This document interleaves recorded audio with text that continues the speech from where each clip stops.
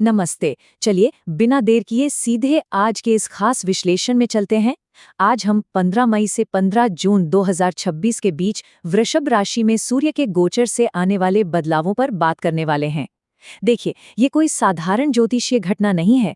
ये एक ऐसा शिफ्ट है जो हमारे काम करने और सोचने के तरीके को पूरी तरह से पलट कर रख देने वाला है। तो आइए इसे गहराई से समझते हैं। आज की चर्चा में हम मुख्य रूप से इस बात पर फोकस करेंगे कि कैसे हम एक बहुत ही तेज ऊर्जा से निकलकर एक शांत और स्थिर ऊर्जा की तरफ बढ़ रहे हैं।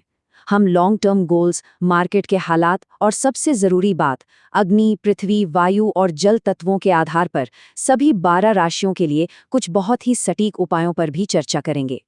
तो चलिए सबसे पहले बात करते हैं स्पीड टू स्टेबिलिटी, यानी गति से स्थिरता की ओर होने वाले इस बड़े बदलाव की। अब तक क्या हो रहा था? मेष राशि का जो पिछला सीजन था ना, वो बिल्कुल 100 मीटर की दौड़ या स्प्रिंट की तरह था, एकदम फास्ट, डायरेक्ट और एक्शन से भरपूर। लेकिन अब हम वृषभ ऊर्जा में आ रहे हैं और यकीन मानिए, ये एक मैराथन है। यहाँ बात स्लो, स्टेडी और सिक्योर होने की है। मतलब अब हमें तेज भागने की चिंता नहीं करनी है, बल्कि एक मजबूत नींव बनाने पर टिके रहना है। इस नई स्थिरता के साथ हमारा अगला फोकस अपने दीर्घकालिक लक्ष्यों यानी लॉन्ग टर्म गोल्स की तरफ मुड़ जाता है। अब रातों रात सफलता पाने वाले दिन गए। इस दौरान हमारा पूरा ध्यान फाइनेंशियल स्टेबिलिटी और अपनी वेल्थ को बचाने पर होगा। करियर में अचानक जंप लेने के बजाय एक सिक्योरिटी चाहिए होगी। आप खुद नोटिस करेंगे कि अचानक से कंफर्ट, लग्जरी और लाइफ में एक ठहराव की इच्छा बढ़ जाएगी। हम इंस्टेंट रिजल्ट्स के पीछे भागने के बजाय अब धैर्य और ठोस ग्रोथ को ज्यादा अहमियत देंगे। लेकिन जरा सोचिए, क्या ये सब इतना आसान होने वाला है? आखिर वो कौन सी ताकतें हैं जो हमारी इस नई स्थिरता का टेस्ट लेने वाली हैं? क्योंकि बिना किसी रियलिटी चेक के तो ग्रोथ होती नहीं है ना? देखिए, बैकग्राउंड में काफी कुछ चल रहा है। यूरानस हमारी फाइनेंसेस और कंफर्ट जोन में अचानक से बदलाव ला रहा है, और शनि वो तो हमेशा की तरह कड़े अनुशासन और डिसिप्लिन की डिमांड कर रहा है। इन चीजों का सीधा असर मार्केट्स पर दिखेगा। आप देखेंगे कि सोना, चांदी और तांबे जैसी सुरक्षित संपत्तियां काफी मजबूत होंगी। वहीं दूसरी तरफ बैंकिंग, ट्रैवल और मीडिया सेक्टर्स में आपको थोड़ा प्रेशर या स्लो डाउन देखने को मिल सकता है। चलिए अब देखते हैं कि ये जमीनी ऊर्जा अग्नि और पृथ्वी तत्व वाली राशियों के साथ कैसे इंटरैक्ट करेगी और उनके लिए क्या रेमेडीज हैं। अगर आप फायर साइन हैं, तो ध्यान से सुनिए। मेष राशि वालों के लिए फोकस पैसे और खुद की वैल्यू पर रहेगा, तो खर्चों पर सख्त लिमिट सेट कीजिए और सूर्य को जल चढ़ाना न भूलें। सिंह राशि वालों का करियर चमकेगा, लेकिन प्रेशर भी बढ़ेगा, इसलिए गाय को गुड़ खिलाएं और अपने वादों को थोड़ा रियलिस्टिक रखें। उतना ही बोलें जितना कर सकें। और धनु राशि, आपको बस अपने डेली रूटीन और हेल्थ सुधारनी है। सुबह टाइम पर उठिए और खाना बिल्कुल भी स्किप मत कीजिए। अब आते हैं अर्थ साइंस पर। वृषभ राशि वालों के लिए ये खुद को पूरी तरह से रीसेट करने का टाइम है। अपना मशहूर जिद्दीपन थोड़ा कम कीजिए और हरी घास पर नंगे पैर चलिए, बहुत फायदा होगा। कन्या राशि वालों के लिए नई चीजें सीखने और लंबी यात्राओं के रास्ते खुलेंगे। डेली जर्नलिंग शुरू कीजिए और हाँ, बहुत ज्यादा रिजिड या कठोर मत बनिए। मकर राशि वालों की बात करें तो क्रिएटिविटी और प्यार का सेक्टर एक्टिव होने वाला है। बस सुबह की धूप लीजिए और बिना किसी गिल्ट के लाइफ को एंजॉय कीजिए।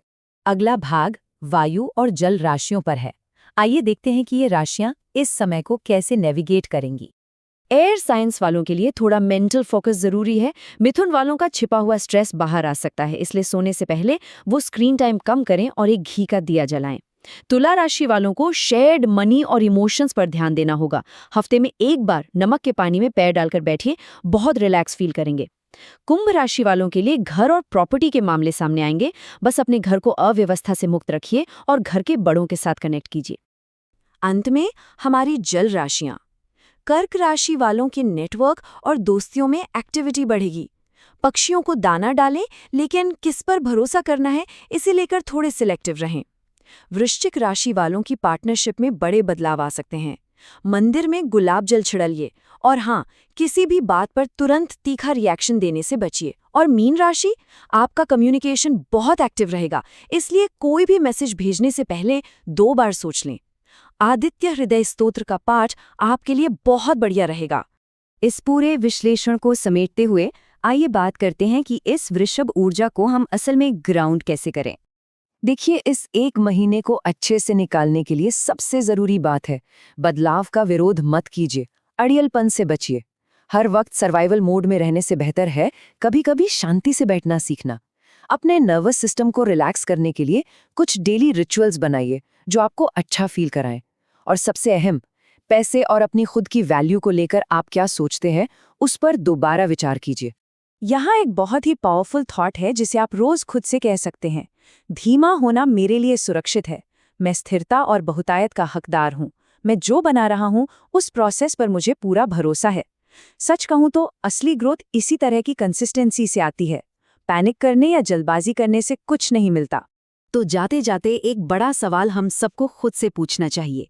इस मैराथन वाली ऊर्जा में हम जो आदतें और नींव आज बना रहे हैं ना, वो हमारी आगे की सफलता को कैसे आकार देगी?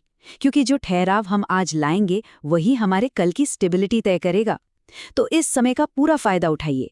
इस खास विश्लेषण में हमारे साथ जुड़ने के लिए आपका बहुत बहुत शुक्रिया।